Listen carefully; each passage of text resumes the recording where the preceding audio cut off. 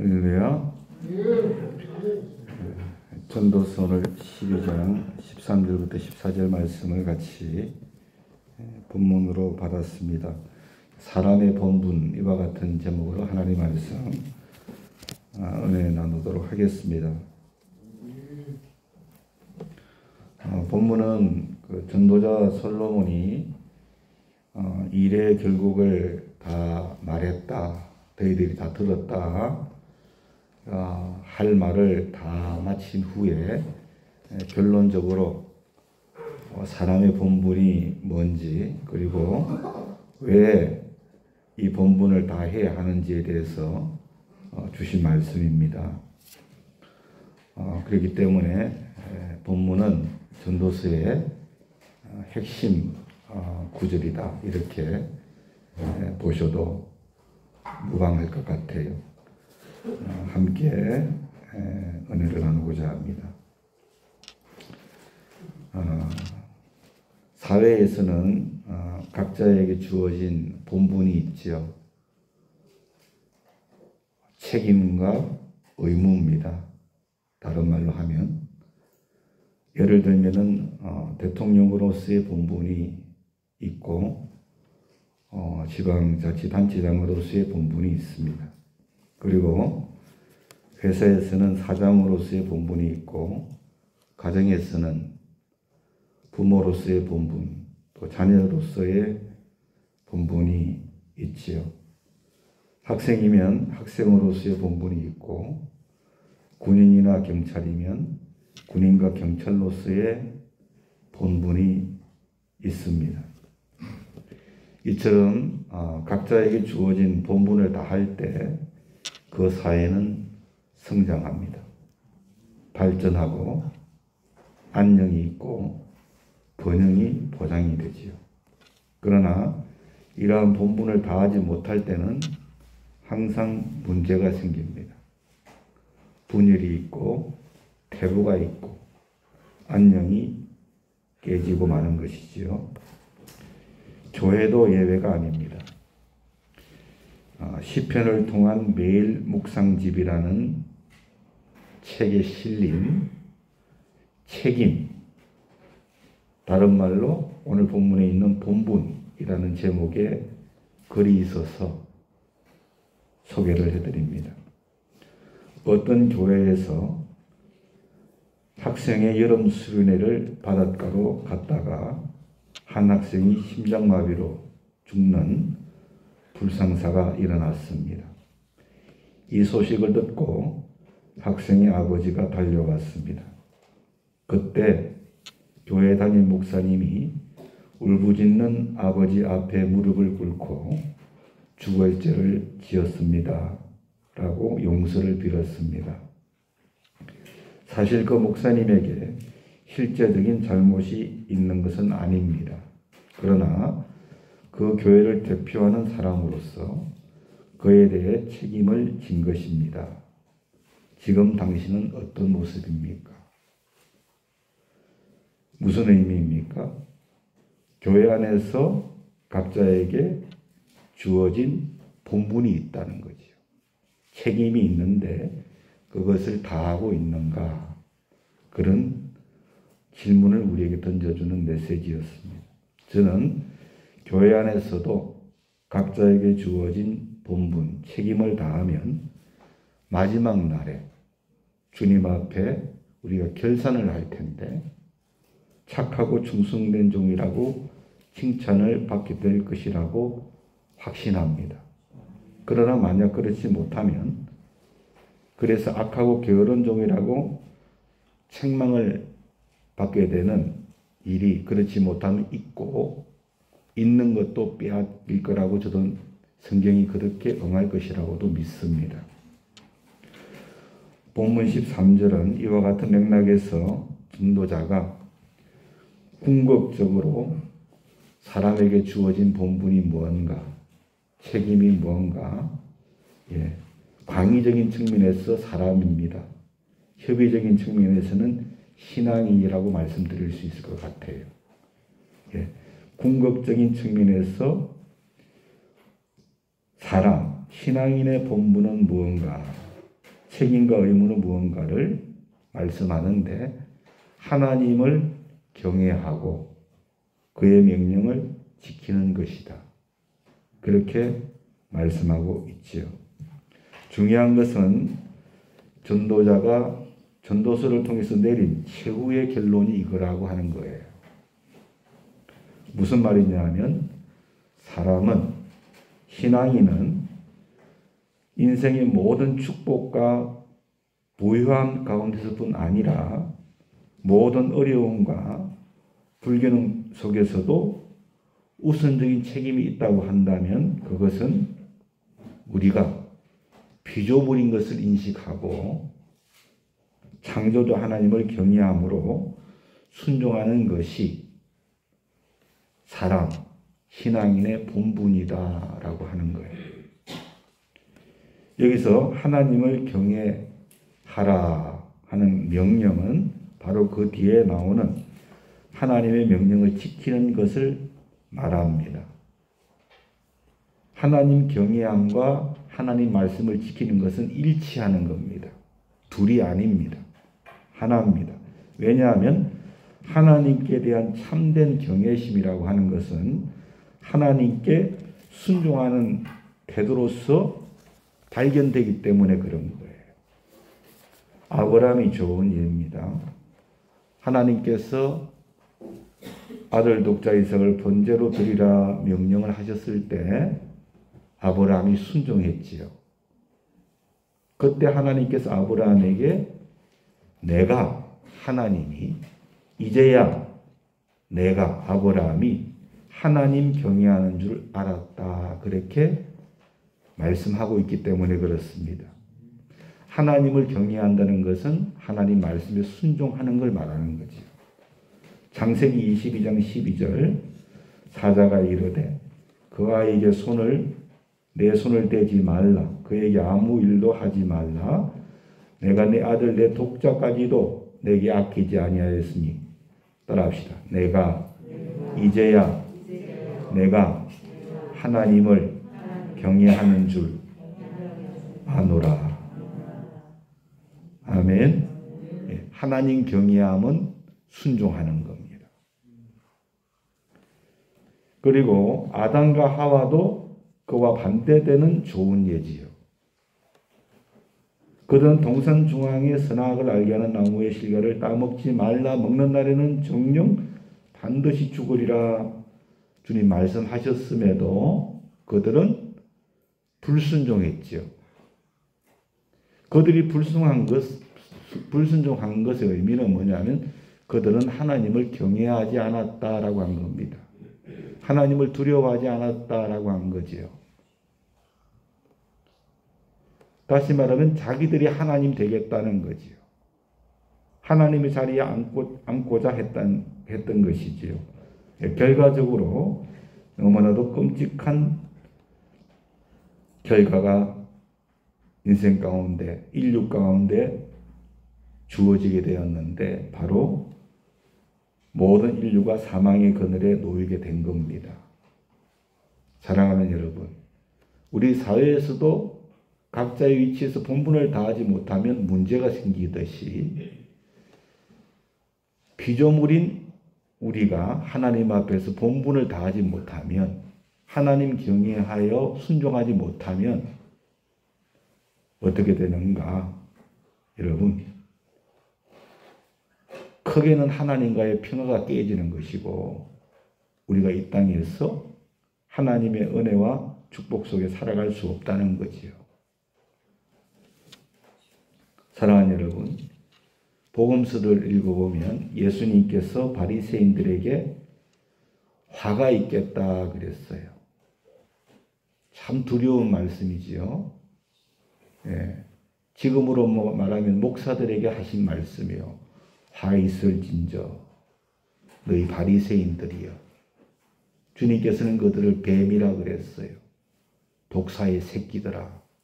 그렇게 주님께서 책망하셨습니다. 왜 그들을 예수님께서 책망하셨습니까? 그들의 외식하는 신앙 때문에. 겉과 속이 달라요. 주님께서는 그들이 말은 잘하는데 행함이 없다 그랬어요. 그래서 그들의 말은 듣되 행위는 본받지 말아라. 그렇게 권면하셨습니다. 그러면서 주님이 하신 말씀이 뭔지 아시지요? 그들이 입술로는 나를 경외하는데, 입술로는 경외를 해요. 입술로는 순종합니다. 그런데 마음은 내게서 멀도다. 마음이 없으니까 행위가 없습니다. 사랑하는 여러분, 그러므로 그들은 결국은 하나님을 경외하지 않은 것이지요. 그래서 말씀에 순종하지 못한 것입니다. 주님께서는 책망하셨어요.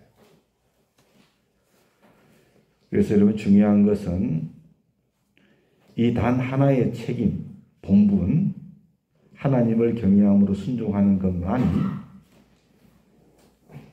우리들이 하나님 앞에서 이 땅에서의 공로가 되는 거예요. 믿으시지요? 이 땅에서 우리의 공로는 하나님을 경외함으로 순종하는 것이 공로가 되는 거예요. 그리고 그것이 우리에게는 행복이 되는 것이고, 또 그것이 영원까지 남을 수 있는 우리의 흔적이 되는 것인 줄로 믿습니다. 마가복음 3장 33절부터 35절에서 주님 말씀하시기를, 대답하시되 누가 내 어머니이며 내 동생들이냐 하시고 둘러앉은 제자들을 보시며 이르시되 내 어머니와 내 동생들을 보라. 그러시면서 누구든지 하나님의 뜻대로 행하는 자가 내 형제요 자매요 어머니이니라. 할렐루야. 여러분, 저는 형제요 자매요 어머니이니라 이 말씀 속에서 행복을 느껴요. 가족이잖아요. 그렇지 않습니까? 하나님의 뜻대로 순종하는 자가 주님의 형제요 자녀요 어머니입니다. 그 자에게 참된 행복이 임할 줄로 믿습니다. 또한 마태복음 7장 20절부터 29절 말씀에서 이러므로 그들의 열매로 그들을 알리라. 나더러 주여 주여 하는 자마다 다 천국에 들어갈 것이 아니요 다만 내 하늘에 계신 내 아버지의 뜻대로 행하는 자라야 들어가리라. 여러분, 하나님의 뜻대로 행하는 자에게 하나님의 나라가 주어집니다. 여러분, 이 땅에서 우리가 말씀대로 살아가는 것이 우리의 공로입니다. 그래서 하나님께서 우리에게 하나님 나라를 주시는 거예요.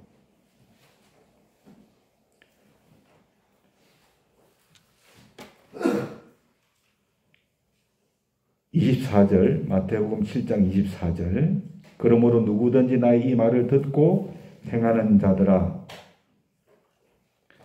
죄송합니다. 다시 읽겠습니다. 그러므로 누구든지 나의 이 말을 듣고 행하는 자는 그 집을 반석 위에 지은 지혜로운 사람과 같으니 비가 내리고 장수가 나고 바람이 불어 그 집에 부딪히되 무너지지 아니하나니 이는 그 주초를 반석 위에 놓은 까닭이다.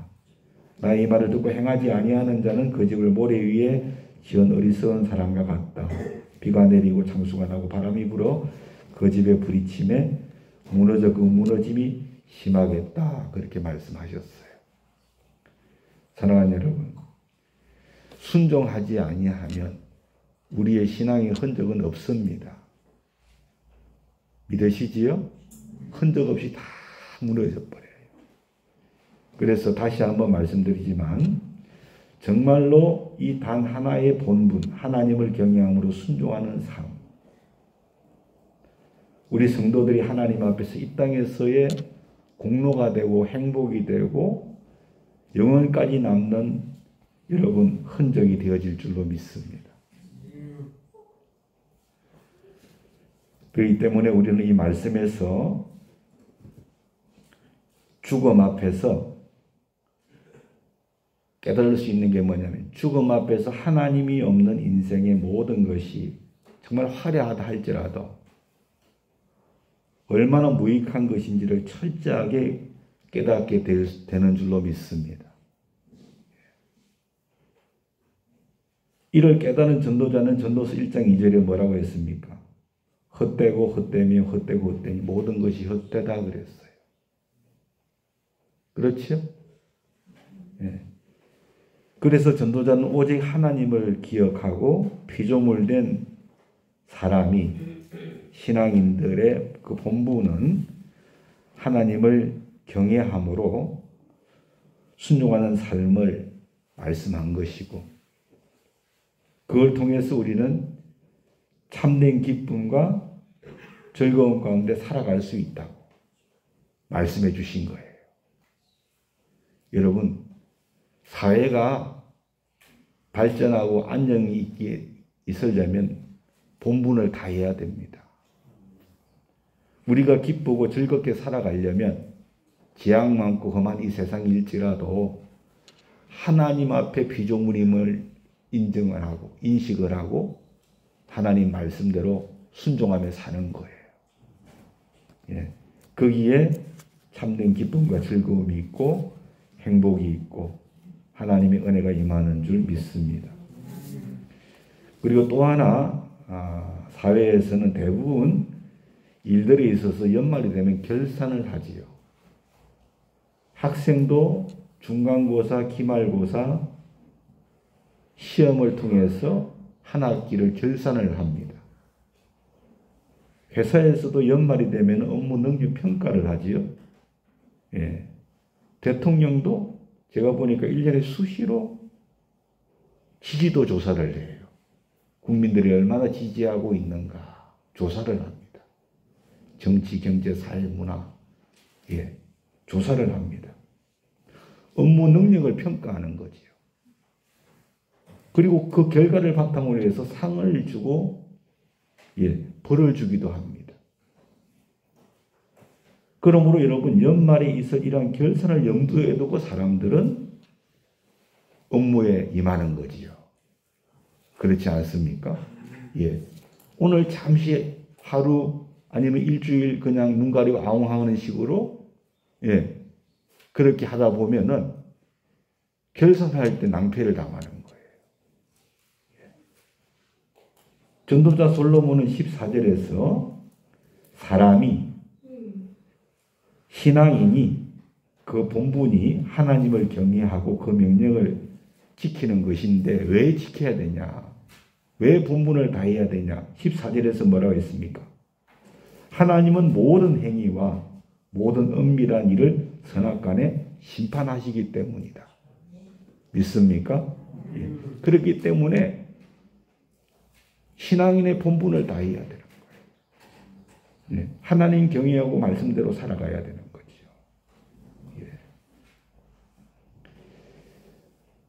어떤 의미입니까? 언젠가는 죽어서 하나님의 심판을 받게 된다는 것이지요. 하나님 앞에서 우리가 주어진 일들에 결산을 할 때가 온다는 거예요. 그렇기 때문에 사람은 하나님을 경외함으로 순종하는 본분을 다해야 돼. 그 말씀인 것이지요. 그러므로 우리가 알 수 있는 것은 여기서 말하는 이 심판이라고 하는 것은 현세적인 심판이라고 우리가 말하기보다는 말씀드린 대로 죽음 이후에 당할 심판을 뜻하는 것이다 하는 것이지요. 그렇기 때문에 이 심판은 죽음 후에 있을 세계가 두 세계예요. 영원한 세계인데 천국과 지옥을 결정하는 것이라고 말씀드릴 수 있을 것 같아요. 아시겠죠? 이 심판대 앞에 서서 한쪽은 천국으로 한쪽은 지옥으로 하나님을 경외하고 순종한 삶을 살았는가? 하나님을 경외하지 아니하고 불순종한 사람을 살았는가? 그걸 통해서 주님께서 심판하시는 것이요. 그러므로 여러분, 우리는 다 이루었다 함도 아닌 글로 고백했던 사도 바울의 구원관을 두려움으로 받아야 됩니다. 믿습니까? 이루어가는 거예요. 계속해서. 특별히 14절에서 주의를 기울여야 할 부분이 있는데 우리의 모든 은밀한 일까지도 주님께서 심판하신다 그랬어요. 은밀한 일까지도. 지도 새도 모르게 이런 말이 있지요. 예. 그러나 하나님 앞에서는 모든 은밀한 일도 심판의 대상이 된다. 그렇게 말씀하셨어요. 로마서 2장 16절에 나의 복음에 이른 바와 같이 하나님이 예수 그리스도로 말미암아 사람이 은밀한 것을 심판하시는 그 날이라. 주님의 심판의 날은 은밀한 것을 심판하시는 날입니다. 고린도전서 4장 5절 말씀에도 그가 어둠에 감추인 것들을 드러내고 마음의 뜻을 나타내신다. 그렇게 말씀했고 디모데전서 5장 24절 25절 말씀에도 어떤 사람들의 죄는 밝히 드러나 먼저 심판 가운데 나아간다. 어떤 사람들의 죄는 그 뒤를 따른다. 그렇게 말씀해 주고 있습니다. 누가복음 12장 1절로 5절 말씀을 보면 바리새인들에 대하여 주님께서 외식하는 신앙을 주의하라 그렇게 하면서 2절에 이렇게 말합니다. 감추인 것이 드러나지 않을 것이 없고 숨긴 것이 알려지지 않을 것이 없나니 이러므로 너희가 어두운 데서 말한 모든 것이 강명한 데서 들리고 너희가 골방에서 귀에 대고 말한 것이 지붕 위에서 전파되리라. 내가 내 친구 너희에게 말하노니 몸을 죽이고 그 후에는 너희 더 못하는 자들을 두려워하지 말고 마땅히 두려워할 자를 내가 너희에게 보이리니 곧 죽은 후에 또한 지옥에 던져 넣는 권세를 있는 그를 두려워하라. 내가 참으로 너희에게 이르노니 그를 두려워하라. 믿습니까? 예. 하나님을 두려워해라. 그분은 우리의 육신의 죽음뿐 아니라 영원한 죽음까지도 권한에 있는 분이다. 그 앞절에 뭐라고 했습니까? 외식하는 바리새인들을 주의해라. 믿습니까? 예.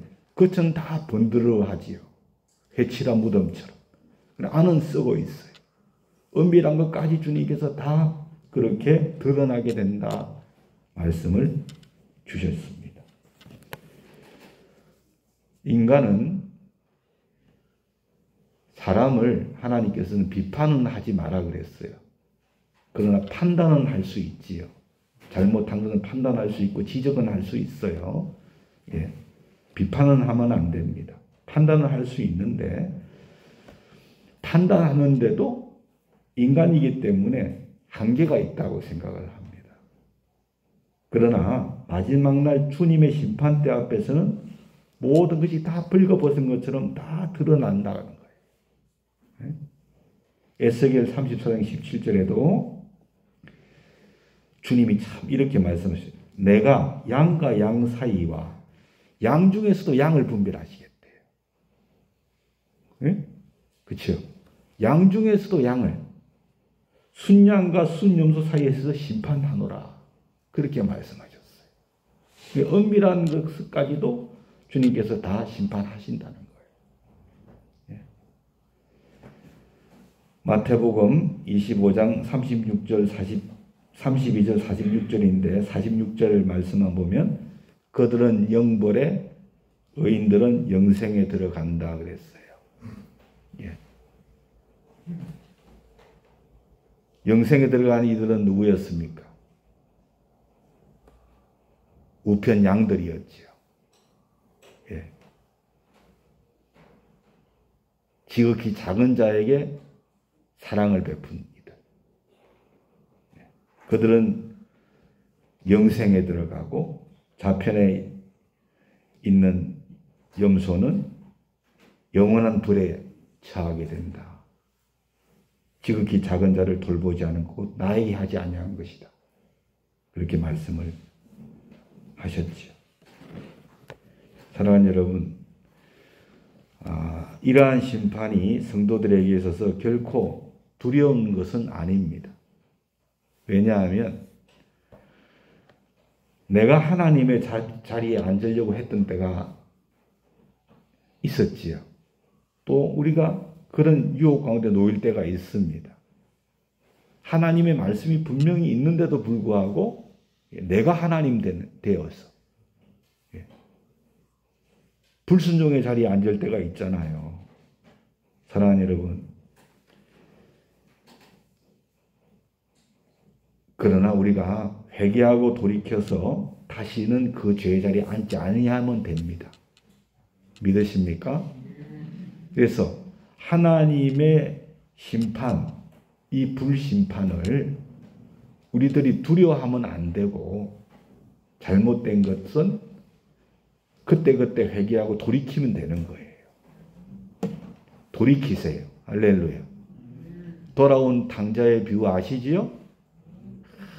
가장 살찐 것을 짐승을 잡고 손에 가락지를 끼우고 좋은 옷을 내어주고 신발을 신겨주고 죽었다가 다시 살았다.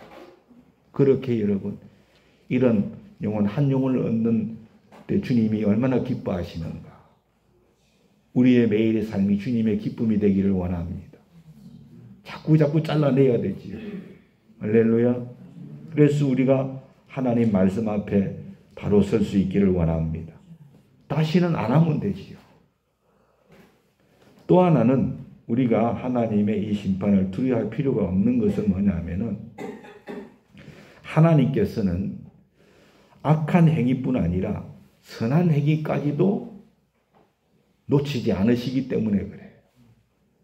본문 14절에 보니까 하나님은 모든 행위와 모든 은밀한 일을 선악 간에 심판한다 그랬어요. 악만 심판하는 게 아니에요. 선도 심판하세요. 믿으시지요? 예, 선도. 고린도전서 4장 5절에 그러므로 때가 이르기 전 곧 주께서 오시기까지 아무것도 판단하지 말라. 그가 어두움에 감추인 것을 드러내고 마음의 뜻을 나타내시리니 그 뒤에 보니까 그때에 각 사람에게 하나님으로부터 칭찬이 있으리라. 믿으십니까? 예, 칭찬 있어요. 선을 행하면 칭찬의 심판을 받습니다. 믿으시죠? 예. 디모데전서 5장 24절부터 25절에 어떤 사람들의 죄는 밝히 드러나 먼저 심판에 나아가고 어떤 사람들의 죄는 그 뒤를 따르느니라. 25절에 그와 같이 따라합시다. 선행도 밝히 드러나고 아멘. 있습니까? 선한 일도 다 드러나는 거예요. 그래서 여러분들 하나님의 심판대 앞에서 우리는 칭찬을 기대할 수 있기를 원합니다. 예, 상을 기대해야 되는 거예요. 예, 공부 열심히 한 사람들은, 학생들은 예, 시험이 빨리 기다려지지요. 빨리 쳐야겠다. 그리고 예, 칭찬을 기대하는 것처럼. 이해가 되시죠? 현 시대를 살아가는 사람들, 그리스도인들 물론 포함입니다. 네 가지 사무주의라는 게 있어요. 무감동, 무책임, 무관심, 무목적. 이게 현대인들의 사무입니다. 네 가지 없는 거예요. 그리스도인도 포함입니다. 성경을 보면 알 수 있습니다.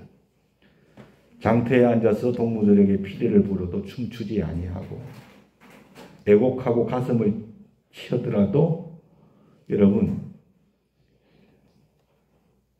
전혀 반응이 없는 시대입니다. 교회 안에서도 여러분 하나님 말씀이 선포돼도 감동이 없어요. 옆집 노인이 홀로 살다가 어느 날 돌아가셨어도 까맣게 모르는 이기적인 사회가 우리가 살고 있는 이런 사회지요. 내가 책임지고 구원해야 할 친척과 친구들이 있음에도 불구하고 전도하지 않습니다. 예수님께서는 특별히 반응이 없는 군중들을 향해서 귀 있는 자는 들으라 그랬어요. 귀 있는 자는 들으라.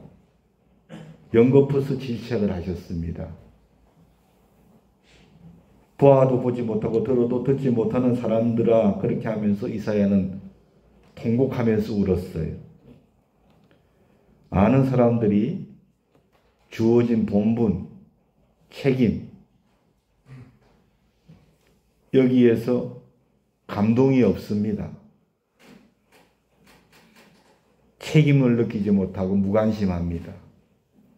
물결 따라 흘러가는 맹목적인 삶을 살아가지요. 그러므로 저는 우리에게 지금 이 시대에 이러한 영적인 상태에서 우리에게 가장 첫 번째 책무는 뭐냐? 침례 요한이 증거했듯이 회개에 합당한 열매를 맺을 책무가 우리한테 있다고 생각합니다. 아멘. 회개에 합당한 열매를 맺어라. 그렇게 선포하지 않았습니까? 하나님 나라 가까워왔으니까. 우리는 하나님 말씀에 감동이 없고 본분의 책임감을 못 느끼고 이웃에도 관심이 없고 세월이 흐르는 대로 목적 없이 그렇게 살아가고 있지는 않은가. 여기에 대해서 회개할 본분이 있다는 것. 길선주 장로님 평양 장대연교회 사경의 마지막 날에 나는 아간입니다. 고인이 된 친구의 부인의 재산을 관리하면서 내가 100불을 훔쳤다고, 내일 아침에 갚겠다고, 청중들 앞에서 허덕이면서 자복했다고 제가 오늘 그런 내용을 찾아보니까 있더라고요. 그래서 한국 전 국토에 부흥의 바람이 일어났다. 회개함으로. 반면에 회개의 책임을 지불치 않고 외면했던 아간이라는 사람이 있습니다. 아이성 싸움에서 패배를 가져왔고 자신과 가족을 모조리 죽임을 당하는 비극을 만들어버렸어요. 회개할 줄 몰라요. 나 때문에 풍랑이 일어났다. 나를 바다에 던져라. 요나서 1장 12절 말씀에 요나의 희생적인 결단이 있었을 때에 폭풍이 멈추고 그 배에 탔던 사람들이 다 안전한 여행을 할 수 있었는 줄로 믿습니다. 사랑하는 여러분, 심판날이 다가오고 있지요. 예. 주님 오셨을 때부터가 말세입니다. 말세인데 지금은 말세지 말이지요. 예. 심판날이 다가옵니다. 오늘 다음 뉴스에서 안타까운 소식을 제가 하나 접했는데 참 마음이 아프더라고요. 바보 아빠가 세상을 떠났다, 이런 제목이에요. 그 점을 보고서 보니까 38이라 그래요, 그분이. 딸이 둘인가 있더라고요. 그런데 뇌출혈로 그냥 돌아가셨더라고요. 그러면서 신장하고 간하고 폐하고 이렇게 기증을 하고 내 사람을 살리고 갔다, 이런 내용이 있었어요. 38이면 한창 아닙니까? 그 나이에 그렇게 될 줄 누가 알았겠어요?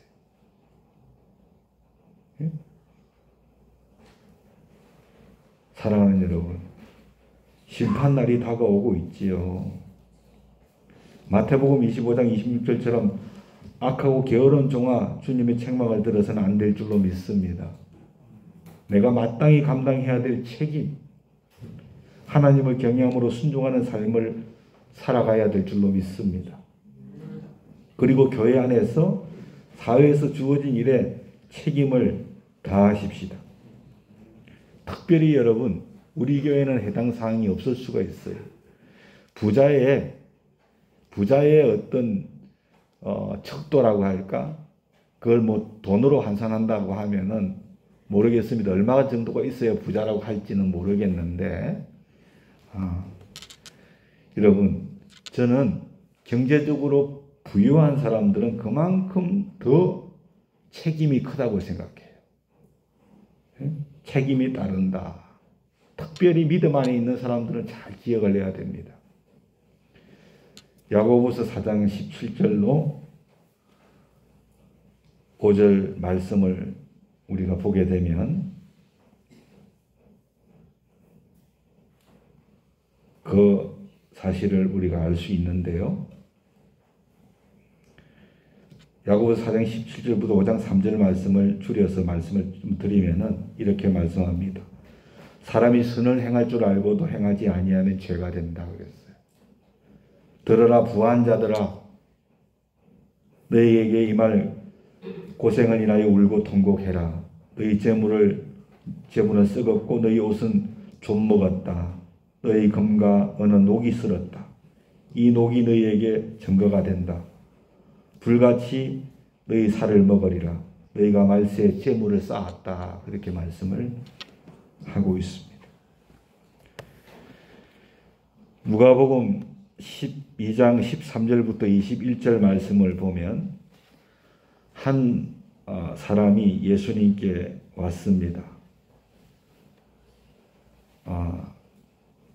그가 와서 예수님께 자기 형에게 명하여서 유산을 좀 나누어 주게 하십시오. 그랬어요. 그때 예수님께서 누가 나를 너희의 재판장을 삼았느냐, 물건 나눠주는 그런 자로 세웠느냐, 그렇게 하시면서 한 가지 비유를 드신 게 있어요. 그게 어떤 비유입니까? 어리석은 부자의 비유. 그 어리석은 부자의 비유를 드시기 전에 주님께서는 뭐라 했냐? 너희 가운데 모든 탐심을 물리쳐라. 아멘. 예. 사람의 생명이 그 소유에 넉넉함에 있지 않다고 그렇게 말씀했어요. 예. 그러면서 탐심을 물리쳐라. 그러면서 어리석은 부자의 비유를 주셨잖아요. 예. 사업 잘해가지고 너무나 부자가 됐어요. 창고 더 지으려고 했지요. 그런데 주님 뭐라 했습니까? 어리석은 자여, 오늘 밤에 내 영혼을 내가 도로 찾으리니 그러면 내 예비한 것이 누구의 것이 되겠느냐? 하나님에 대하여 가난한 자가 이와 같은 자라 그랬어요. 하나님에 대하여 가난한 자. 네? 자기를 위하여 재물을 쌓아두고 하나님에 대하여는 가난한 자가 이와 같은 자이다. 여러분, 하나님에 대하여 부자는 그럼 어떤 자인 줄 아십니까? 재물을 자기를 위하여 쌓아주지 않는 자가 부자지요. 그러면서 누가복음 12장 29절로 24절에 34절에 29절부터 34절에 이렇게 말합니다. 너희는 무엇을 먹을까 무엇을 마실까 하여 구하지 말며 근심하지 말라. 이 모든 것은 세상 백성들이 구하는 것이라. 너희 아버지께서는 이런 것이 너희에게 있어야 할 줄을 아시느니라. 다만 너희는 그의 나라와 그의 나라를 구하라. 그리하면 이런 것들을 너희에게 더하시리라. 적은 무리여 무서워 말라. 너희 아버지께서 그 나라를 너희에게 주시기를 기뻐하시느니라. 잘 들으세요. 너희 소유를 팔아 구제하여 낡아지지 아니하는 배낭을 만들라.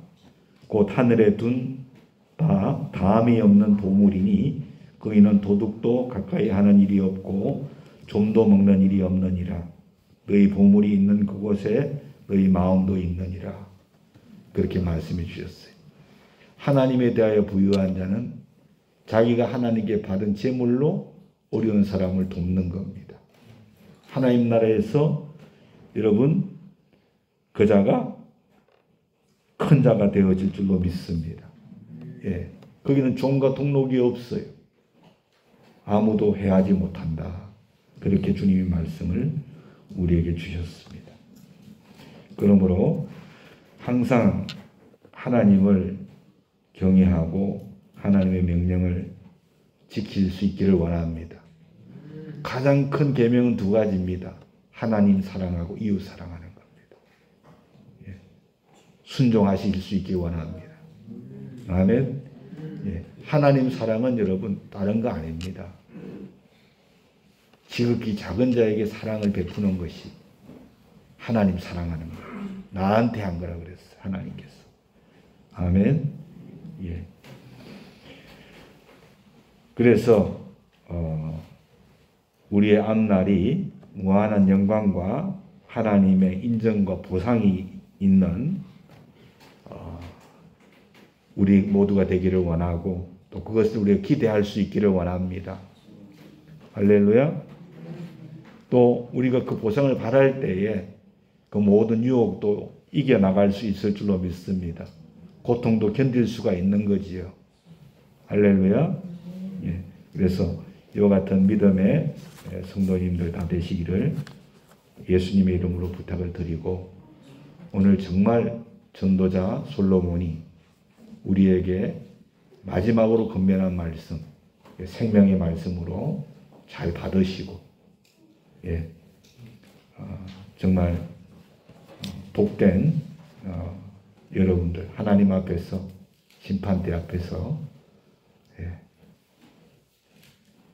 회개함으로 기쁨이 되시고 또 선한 일도 상받는 그 귀한 역사를 볼 수 있기를 다시 한번 축원합니다.